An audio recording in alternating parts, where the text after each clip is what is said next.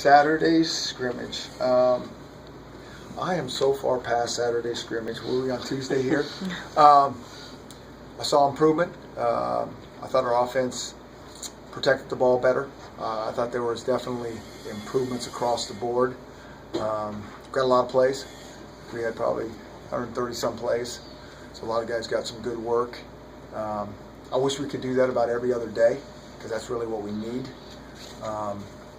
But we did see some improvement. I know there's been an aspect about you guys trying to manufacture energy, like kind of create that road experience or away. How's that been? Well, yeah, not so much even for the road. Just we're not going to get much done in practice unless they come out here with really good energy. I mean, we might as well just go back in if we're just, we talk to them a lot of times about, you can come out here and get sweaty and get your heart rate up a lot and not get any better.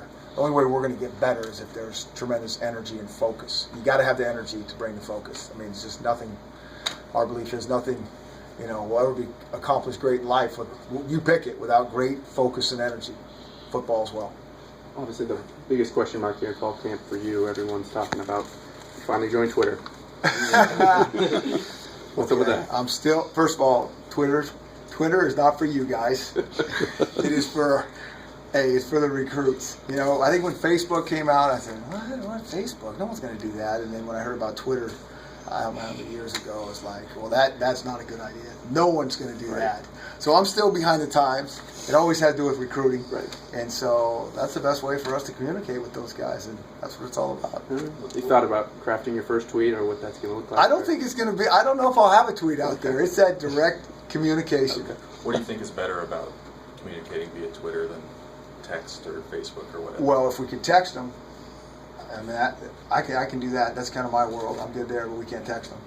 Facebook, about half of them seem to be on it, half of them aren't. Twitter, it seems like about 90% of them or more are on Twitter, and so that's the best way to communicate. And I gotta try hard to keep up with the times. I'm trying.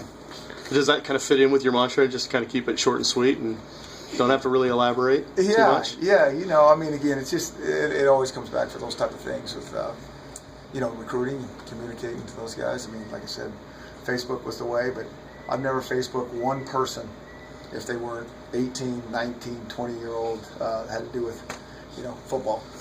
So for the tight ends group, you guys have a lot of athletic guys there. Can you just talk about what you're seeing out of them so far in camp? Yeah, I think they're making progress. I think it's a pretty good group. I think it's like, I think we talked about this earlier in camp. I think that's a hard position. It's such a physical position. You got to play like an old lineman. You got to run like a receiver, and then mentally there's a lot on their plate. And I always have tremendous respect for those tight ends. I kind of think they're the unsung heroes on the offense. And I think they're making progress and they're working hard. In terms of starter, will there be one main guy, or are you going to kind of mix that up, same with kind of the running backs? Yeah, that'll be done by committee. And I think the thing that I worry about is it's such a physical position. I hope we got enough guys there, that we can hold up. And so I know it's not going to be one or two guys. We're going to need all hands on deck there. Who are your most physical guys right now at that position? I think they're all doing a good job being physical. You probably have to ask Coach Pow that in terms of, I think they've all caught my attention. We need to be more consistent across the board, but I think they're all pretty physical guys. There's some shuffling on the offensive line as well, and I think that's what, talking to Coach Strasser, he likes that competition. He wants guys pushing each other, particularly with the great depth you guys have there. What have you seen, and particularly at center, you got a couple veteran guys who are battling that out. Yeah, I think it's a great position to be in, to have some guys that play a lot, that are very close, to keep that competition going. And I love it. I wish we had that across the board, and we do. I mean, we got some young guys in the secondary that are going to show up there, and so it's competition across the board. I think it's awesome when, sometimes when you get that a veteran group, sometimes there's not competitions like, well, these guys got it. Well, that's not necessarily the case at that position, so it's really good. I think it's healthy. I think it's healthy for the four guys that are competing. I mean, they're going to get better. They know they have to. When it comes to establishing that hierarchy of running back, how much of it is what you see in practice this month, and then how much is just when the actual games, when they're actually being tackled and over the ground, that kind of thing? So I kind of say we got a little bit of a seating chart around here at certain positions. You got to get started somehow, some way, and we will the first game. And certain guys maybe have been consistent in practice, and when we scrimmage showed up maybe a little bit more, but I know we're going to need them all, and they're all going to get an opportunity. And then when the games play, those that stay healthy, those that produce, we're going to get more carries. We have a big sign in our training room. Durability, more important than ability. And I believe that's certainly at that position. I mean, you can have all the ability in the world, but if you're not out there for us, and that's a tough, physical, hard position to stay healthy at. Where has LeVon Coleman impressed you so far? What areas of his game does he kind of add? I think he's a physical running back. He did a great job in spring, and I'm anxious to see him play real football, real college football. Do you have an idea who would get the first carry? I do not. I mean, I think it's interesting. I know how much the media is always in the depth charts. I don't ever even ask that out of our guys. We talk about our guys, and we got to have not only the first guys ready, I think about the second guys just as much. I could care less who gets the first carry. I really could. And I don't care who starts at right guard either. I know our coaches will put the best guys that we think deserve it, go from there and keep evaluating. So just so you know, as the season goes on and you see a little change, I mean, I know everyone, where's the depth? That doesn't mean anything to me. Did you guys anticipate putting out a depth chart before next week? I think we will. I think when we have to, we put one out. Yeah. You want. Yeah. All of your guys at that position seem to have good hands too. Is that something that you obviously look for? We'd like to throw. Those guys are pretty athletic, pretty strong guys, and if we can get them out in space and give them the ball, it doesn't really matter if we give it to them behind the quarterback or out in space. We'll do whatever we got to do to get our playmakers on the ball. How important is athleticism in your offense? You talk about the tight ends being athletic, quarterback kind of has to be athletic now in the modern college day.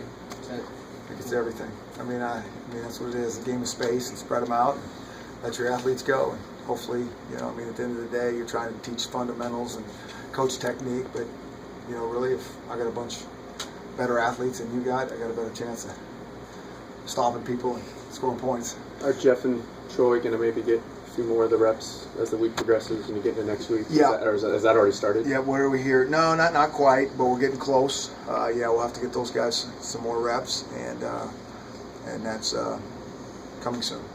Because when you have a few position battles with a number of different guys, you talked about the seating chart. Is that a technique or a philosophy that allows you to kind of keep those guys engaged and feeling like they've got an opportunity? Does that kind of help you? I would hope so. I just think it's not fair to these kids that are busting their tail. I mean, even once the season starts, even a guy that goes on scout team, that if he's doing we've had this, I think every year, a guy that's played scout team has done a tremendous job that we're not going to redshirt. That we've then figured out a way to get that guy in the game. I mean, I think that's just, that's what practice is all about. I mean, we want to have guys feel like they got a chance, and we're evaluating at all times, and when we can do that, we like that.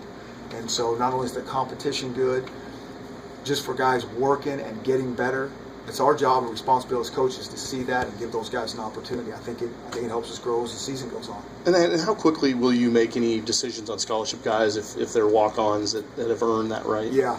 We're kind of in that process of figuring out, what we have, and if there's a guy that deserve to go on.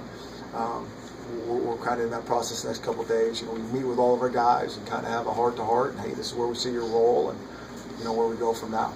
You obviously don't have to make redshirt decisions at any point early, but are there any freshmen aside from Buda Baker who you think certainly will play, who you are counting on? Well, yeah, and there's probably, I don't know what the count is. 5 to 6, 7 guys maybe that are going to go, and so probably in the next 3 days, we'll have some decision on some guys for sure.